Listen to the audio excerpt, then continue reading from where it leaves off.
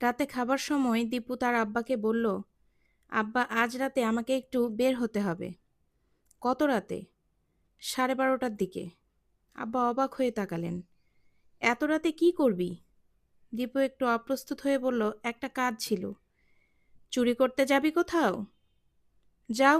দীপু একটু ইতস্তত করেই বলে ফেলল, সেই চিতাবাঘের ব্যাপারটা।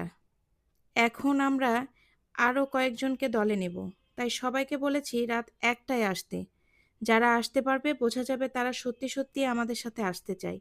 সবাইকে দলে নেব না। হুম।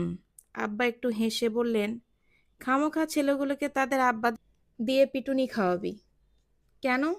বাহ, রাত 1টার সময় একটা ছেলে যদি ঘর থেকে বের হয়, তাহলে আব্বারা ছেড়ে দেবে?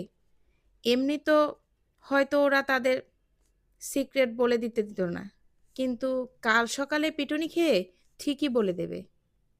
দীপু চিন্তিত হয়ে উঠল।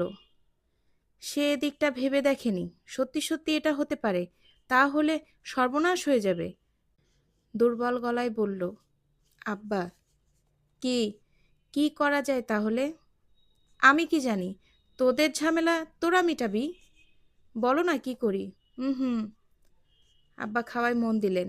দীপু আব্বাকে চেনে, ওর ব্যাপারে কখনো কোনো কিছু বলেন না। নিজের ঝামেলা মেটাতে হয় ওর নিজেকে। তোরা কি কোনো সভ্যতা টভ্যতা খুঁজে পেয়েছিস? কয়দিন থেকে যেরকম মাটি মেখে ফিরে আসিস, মনে হয় খোঁড়াখুঁড়ি পর্যন্ত শুরু হয়ে গেছে। আর কয়দিন আব্বা, তারপর বলে দেব সবাইকে। এখন জিজ্ঞেস করো না। ঠিক আছে, আমি শুধু বলছিলাম যে এমন জায়গায় খোঁড়া কিন্তু খুব কঠিন। যারা এক্সপার্ট তারা যদি না থাকে সব নষ্ট হয়ে যায়। তাই নাকি? হ্যাঁ, আর বড় কথা যে যদি কোনো মূর্তি টুর্তি পাওয়া যায়, তাহলে খুব সাবধান। কেন? একটু চোট লেগে ভেঙে যদি যায় খুব খারাপ হবে সেটা। আর যদি স্মাগলাররা খোঁজ পায়, তাহলেই হয়েছে।